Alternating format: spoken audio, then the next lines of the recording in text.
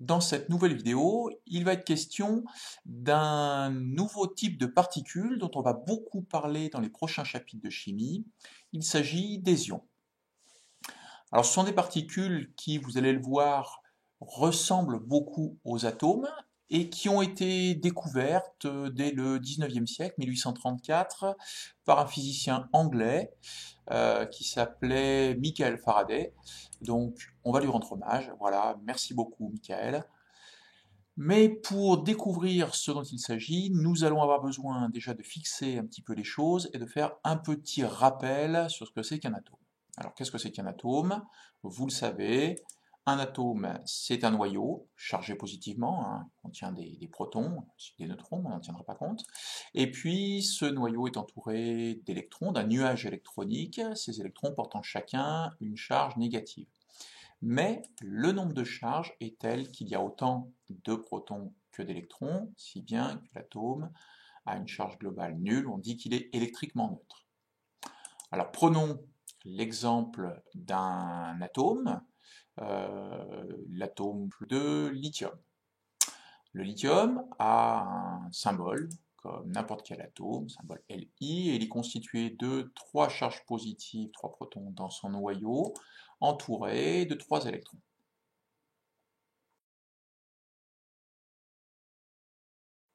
Mais cet atome, il peut lui arriver de perdre un électron. Peu importe comment ça se passe, ça lui arrive.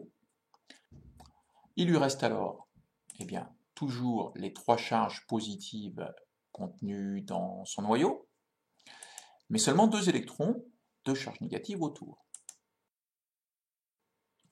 Autrement dit, cet atome n'est plus électriquement neutre. Il est devenu un ion. Alors si on fait le bilan de ces charges électriques, on compte les charges qui sont contenues dans le noyau, hein, uniquement des charges positives, les électrons qui se baladent autour. L'atome de lithium avait 3 charges plus dans le noyau, 3 électrons autour, il avait une charge globalement neutre. Bien.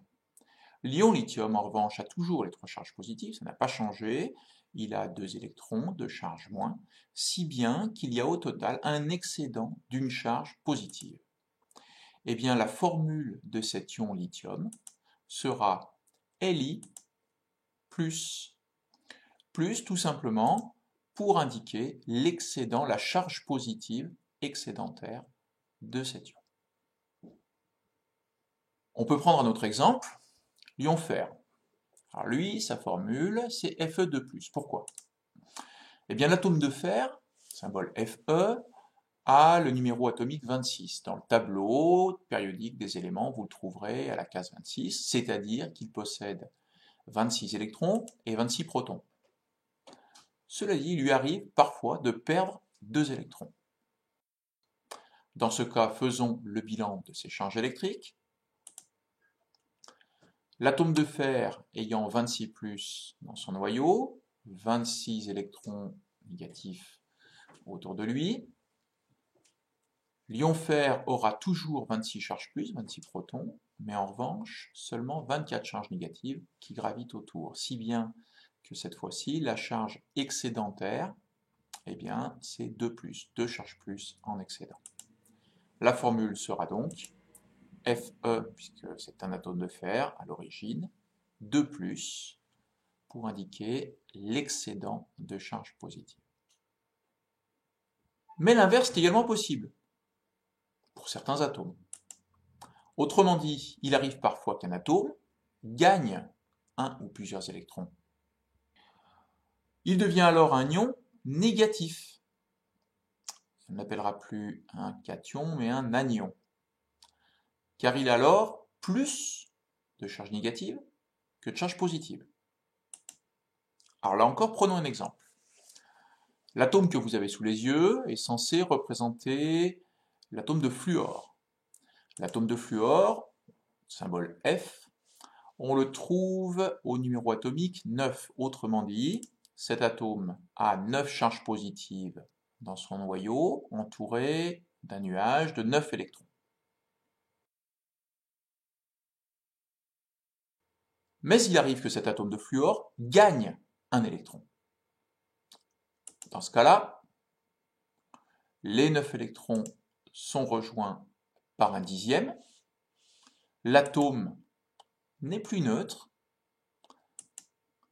il est devenu un ion. C'est un ion négatif, on l'appelle anion. Si on fait le bilan de ces charges électriques, eh bien, l'atome de fluor avait 9 plus, 9 moins était neutre. En revanche, l'ion, en gagnant un électron, se retrouve avec toujours 9 charges positives et 10 charges négatives. Si bien qu'il y a une charge excédentaire, en trop, négative. On l'appelle l'ion fluorure et sa formule sera F-, cette fois-ci, pour indiquer la charge négative en excédent, en trop. Un autre exemple d'ion négatif, l'ion sulfure, S2-. Eh bien, il provient de l'atome de soufre. L'atome de soufre, symbole S, on le trouve à la case numéro 16 du tableau périodique des éléments. C'est donc qu'il possède à la fois 16 électrons, 16 protons. Mais il arrive que cet atome de soufre gagne 2 électrons. Si on fait le bilan de ces charges, une nouvelle fois, l'atome S a 16 charges plus, 16 charges moins, il est neutre, comme n'importe quel atome.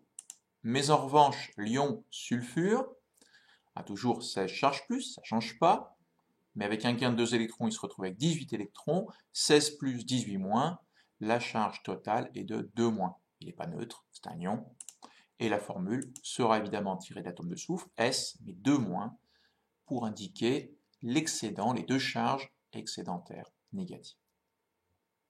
Alors, si on se résume, un ion, c'est toujours une particule électriquement chargée, alors qu'un atome est électriquement neutre. Il existe deux types d'ions. Les cations, les ions positifs, qui proviennent d'atomes qui ont perdu des électrons. Les anions, les ions négatifs, qui proviennent d'atomes qui ont gagné des électrons. Chaque ion possède une formule dans laquelle figure la charge totale. Et j'ajoute qu'il n'arrive jamais qu'un ion, qu'un atome, gagne ou perde des charges positives. C'est forcément un gain ou une perte d'électrons. Le noyau est suffisamment stable pour qu'il n'y ait pas de charge positive gagnée ou perdue, en trop ou en moins.